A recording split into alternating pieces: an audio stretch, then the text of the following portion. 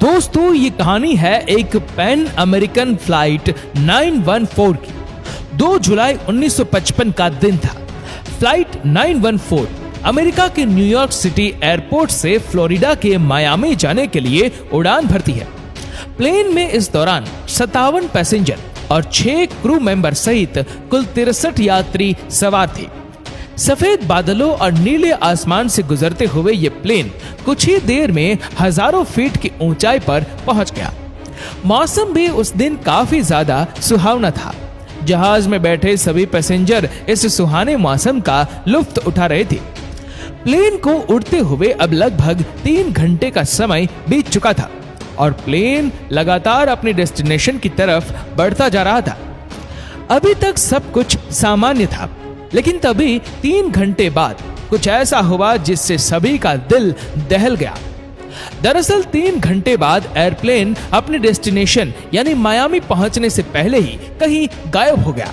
काफी कोशिशों के बावजूद मायामी के कंट्रोल टावर पर लगी हुई रडार भी इस प्लेन का कोई पता नहीं लगा पा रही थी। जब मायामी एयर ट्रैफिक कंट्रोल ने न्यूयॉर्क एटीसी से इस बारे में जानना चाहा, तो वहां से भी उन्हें चौंका देने वाला जवाब मिला। दरअसल न्यूयॉर्क एटीसी का कहना था कि पान अमेरिकन फ्लाइट 914 उनके भी रडार स्क्रीन से गायब हो चुकी है। दोनों ही साइड से काफी देर तक प्लेन के पायलट से संपर्क करने की कोशिश की गई, लेकिन उन्हें कोई भी जवाब नहीं मिला। प्लेन का यूं अचानक से गायब हो जाना सभी के लिए एक बड़ी चिंता का विषय बन गया।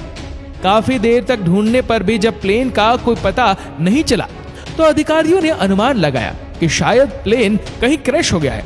इसके बाद इन्वेस्टिगेशन टीम को इस प्लेन को ढूंढने के लिए भेजा गया। प्लेन न्यूयॉर्क और मायामी के बीच अटलांटिक ओशन के ऊपर से ही कहीं गायब हुआ था। ऐसे में कोस्ट गार्ड की टीम को भी इस काम में लगाया गया, ताकि अगर क्रैश होने के बावजूद प्लेन का मलबा कहीं समुद्र में गिरा हो तो उसे ढूंढा जा सके।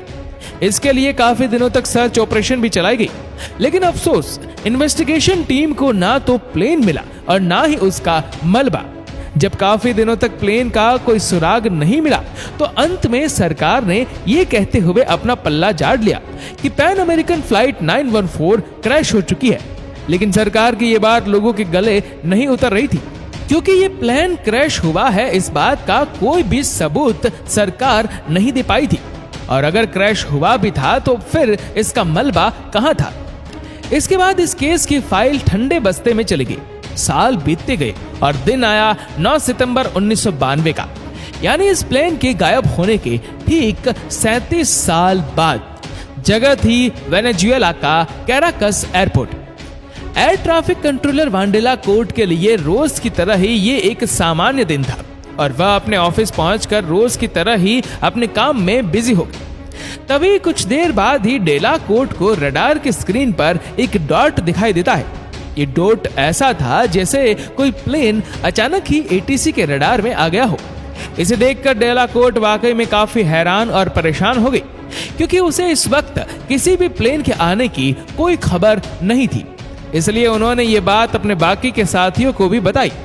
इसके बाद लगभग 10 मिनट में ही ये प्लेन एटीसी के दृश्य क्षेत्र में आ गया। पहले तो एटीसी के अधिकारियों को लगा कि शायद ही कोई साधारण प्लेन ही होगा, लेकिन जैसे ही ये प्लेन नजदीक आया तो जो कुछ भी डेला कोर्ट और उसके साथियों ने देखा, उन पर उसे यकीन करना मुश्किल हो गया। दरअसल ये एक डगलस DC-4 एयरक्राफ्ट था, जो साल 1950 से 55 के समय के बीच में चलते थे और अब इन एयरक्राफ्ट में काफी ज्यादा बदलाव किए जा चुके थे। लिहाजा 1990 तक आते आते ऐसे विमान उड़ना ही बंद हो गए थे और उनकी जगह नए एयरक्राफ्ट ने ले ली थी। इसलिए इस तरह के प्लेन को उड़ता देख किसी को भी अपने आंखों पर यकीन नहीं हुआ। लेकिन असली होश उड़ा देने वाली बात तो अभी बाकी ही थी। दरअसल इसके बाद प्लेन के पायलट ने अंग्रेजी में पूछा कि हम कहाँ हैं। इस पर कोर्ट ने जवाब दिया कि आप वेनेजुएला के कैराकस एयरपोर्ट के पास है। इसके बाद डेला कोर्ट ने फ्लाइट कैप्टन से पूछा कि आपकी फ्लाइट कहां से आ रही है। इस पर फ्लाइट कैप्टन ने जो जवाब दिया उसे सुनकर पूरे एटीसी टावर में सन्नाटा फैल गया। दरअसल फ्लाइट कैप्टन ने कहा कि उन्होंने 2 जुलाई 1955 को न्यूयॉर्क सिटी के एयरपोर्ट से उड़ान भरी है और सुबह 9:55 पर उनका मायामी एयरपोर्ट पर लैंडिंग का शेड्यूल है। इसे सुनते ही डेलाकोर्ट और उसके साथियों के होश उड़ गए।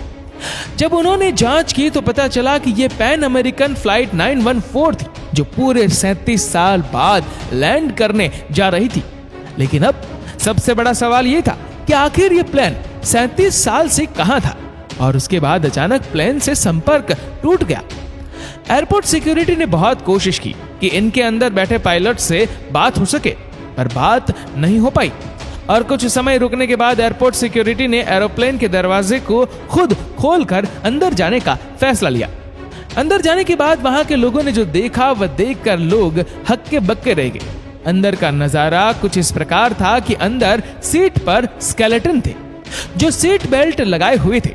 दोस्तों, ये काफी डरावनी बात है कि जो इंसान टेक ऑफ के समय सीट पर बैठा होगा और लैंडिंग के बाद वह इंसान नहीं रहे और वह स्केलेटन बन गए। अब अंदर का नजारा काफी अनिकमस था और इसका जवाब सिर्फ पायलट दे सकते थे कि ऐसा आखिर क्या हुआ इस फ्लाइट की जर्नी के दौरान कि सब लोग स्केलेटन बन गए। तभी सिक्योरिटी के लोग दौड़कर पायलट के पास गए, लेकिन जैसे ही वह पायलट के पास गए तो वह भी स्केलेटन बन गए थे और पायलट के हाथ अभी भी प्लेन के नेविगेशन पर थे। दोस्तों, ऐसे में एक सवाल आता है कि यह प्लेन यदि आसमान में कहीं उड़ रहा था तो 37 सालों तक उड़ने के लिए इसे फ्यूल कहां से मिला। दोस्तों, साल 1985 में वीकली वर्ल्ड नाम की पत्रिका ने रेडल ऑफ फ्लाइट 914 के टाइटल के साथ इस घटना को सबसे पहले कवर किया था। जी हां, बिल्कुल सही सुना आपने।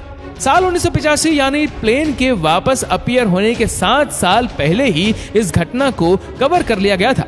अब किसी चीज के होने से पहले ही उसके बारे में एग्जैक्टली वही खबर छाप देना, ये बात हमारी समझ से तो परे है। इस पत्रिका में कहा गया था कि एक प्लेन टाइम ट्रेवल करते हुए समय से 37 साल आगे निकल जाता है और फिर वापस आकर लैंड भी करता है। सिर्फ इतना ही नहीं, बाद में साल 1993 और 1999 में दोबारा इस खबर को अलग अलग डिटेल्स के साथ रिपब्लिक भी किया गया था। लेकिन यहाँ चौंका देने वाली बात यह थी कि पब्लिकेशन आई विटनेस यानी कि air traffic controller Bundela court की फोटोग्राफर दोनों ही बार अलग अलग यूज की थी। साथ ही ये भी कहा गया था कि पायलट और कंट्रोल टावर के बीच हुई कन्वर्सेशन की ऑडियो रिकॉर्डिंग भी सबूत के तौर पर सरकार को उपलब्ध करवाई गई है। लेकिन ऐसा भी कहीं नहीं था। वही कुछ लोगों का मानना है कि पैन अमेरिकन फ्लाइट 914 के गायब हो जाने और फिर 37 साल बाद वापस लौट आने जैसी कोई घटना कभी घटी ही नहीं थी। ये महज एक अफवाह थी जिसे इस पत्रिका और कुछ लोगों के द्वारा मिलकर इस तरह से तैयार किया गया था ताकि सुर्खियां बटोरी जा सके। दोस्तों, इस वीडियो को लेकर आपकी क्या राय है नीचे कमेंट करके जरूर बताएगा, और अगर आपको वीडियो अच्छा लगा तो इस वीडियो को लाइक करेगा, शेयर करेगा ज्यादा से ज्यादा लोगों तक, और ऐसे ही और भी रोचक जानकारियों के लिए सब्सक्राइब करें हमारे यूट्यूब चैनल को और फेसबुक पर फॉलो करें हमारे पेज को। धन्यवाद।